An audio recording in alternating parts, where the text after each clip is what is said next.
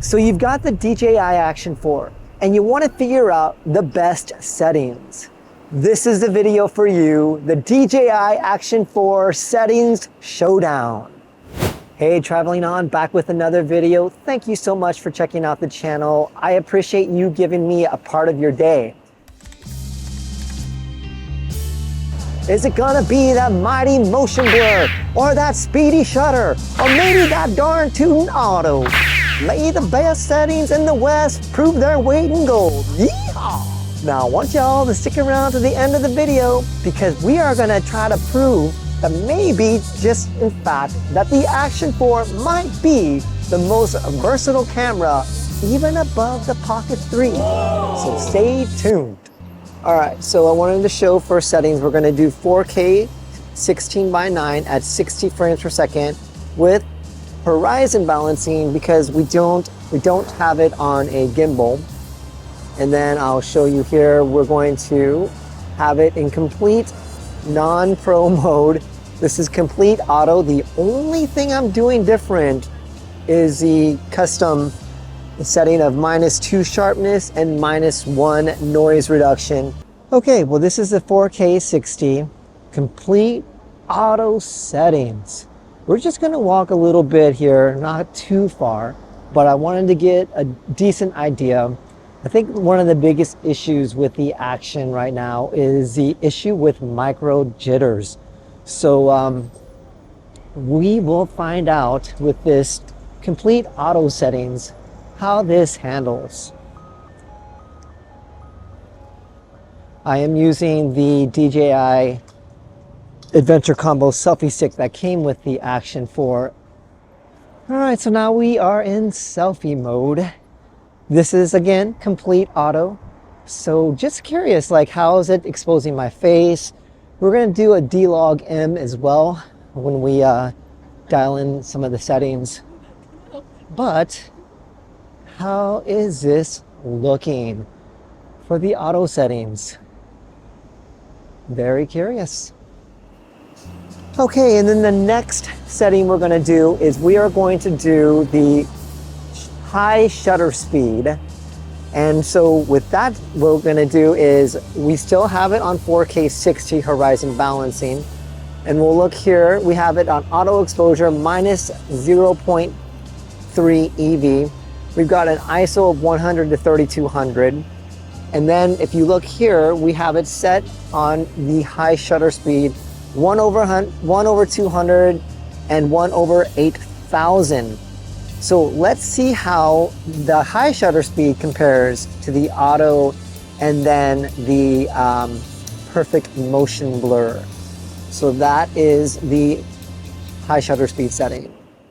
Okay, so this is 4K 60. This now is the bumped up shutter speed. We are doing the normal color profile and the bumped up shutter speed. Now, let's see if that minimizes any of those micro jitters that were transpiring possibly in the auto mode. Of course, once we put it in motion blur settings, we're probably gonna really see those micro jitters. But this is with the bumped up shutter speed. And this is the selfie mode.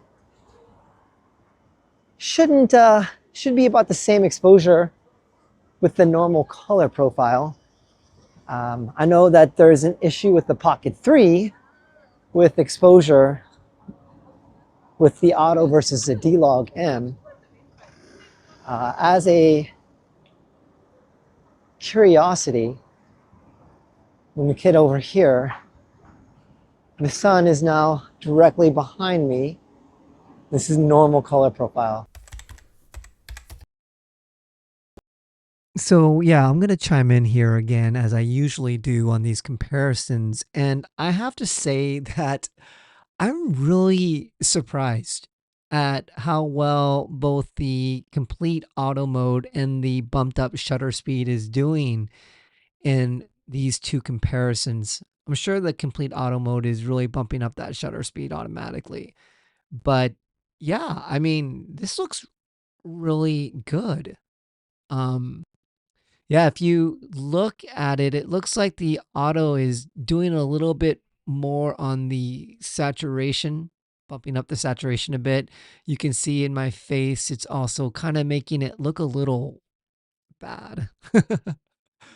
But the bumped up shutter speed isn't making my face look any better either. I kind of look old here in both settings.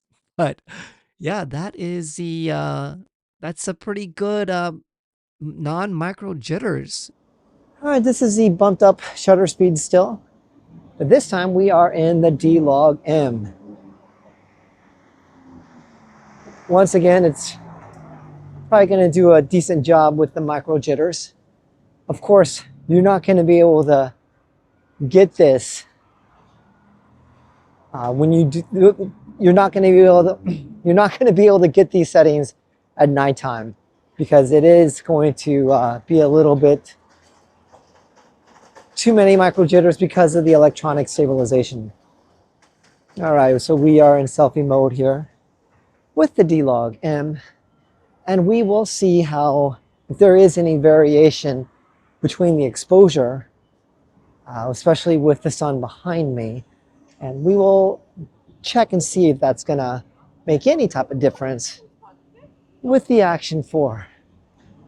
So we're gonna get over here. Let's take a gander. Is that worse? All right. Well, I will chime in here again. And I do have to say that the D log M is quite powerful on the Action 4. Uh, wow. I have to say that, yeah, that 10-bit D log M is looking really good. If I understand correctly, the normal profile defaults at 8-bit, but let me know, correct me if I'm wrong down in the comments, but the Action 4 D-Log M looks a lot better. And if you can tell, even on my face, it's like making my face look 5 years younger. But yeah, it's just making it look so much better. Um, there's Yeah, you can almost see just like how much smoother the D-Log M is compared to the normal profile. So yeah, I'm impressed. The Action 4 D-Log M, I've not really factored these in very often, but yeah, that looks good. All right, and then what we're gonna do is we are going to now do perfect motion blur.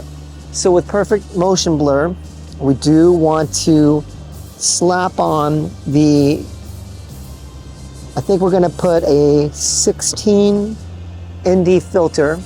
So we'll put that on the Action. We'll keep it at 4K 60 and we'll keep it horizon balanced. And then we'll go to exposure here. We'll do manual. And since we're doing 4K 60, we'll do 1/120 for the shutter speed. 100 to 3200 ISO. I mean, it doesn't really matter because it's going to keep the ISO.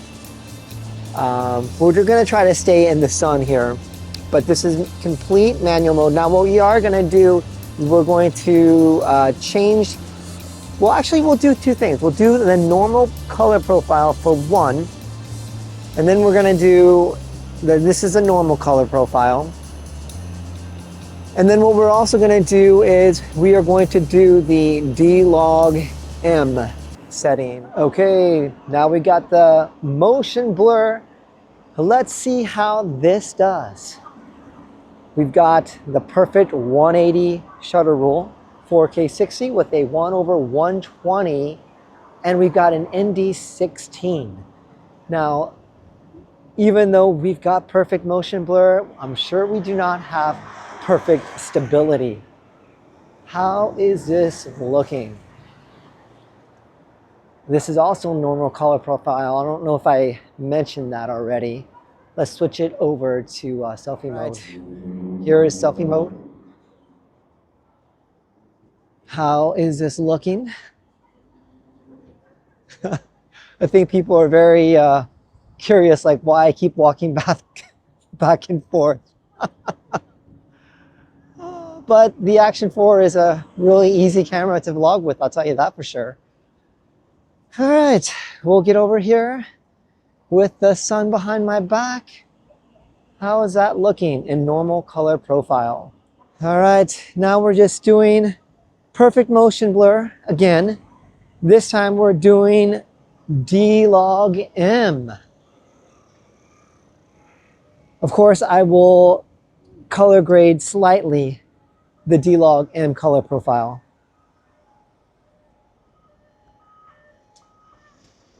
Wow, this intersection at the grocery store is quite busy. All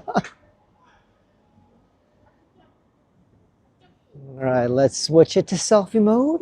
All right, now we've got it on selfie mode. D log M motion blur. I don't know, maybe with focusing on like a selfie mode, maybe it might minimize the micro jitters because you're focusing on someone that's not micro jittering as much. I don't know. Just a theory. And then this is the exposure. Okay, chiming in here again. And I don't know about you all, but I have to say I was quite impressed with the 180 shutter rule. Yeah, I mean, I am using an ND filter, but this is really crazy. I am really surprised at how well the normal profile and D-Log M are doing with the motion blur and avoiding a lot of those micro jitters that I thought were going to be really noticeable. Yet again, here you can also see that the D-Log M is just performing so much better, like definitely on my face again with the D-Log M. I mean, that is the way to go, folks. I mean, don't record a normal profile on the Action 4, at least if you don't want to look 5 to 10 years older. But yeah, that's pretty crazy. I'm really shocked.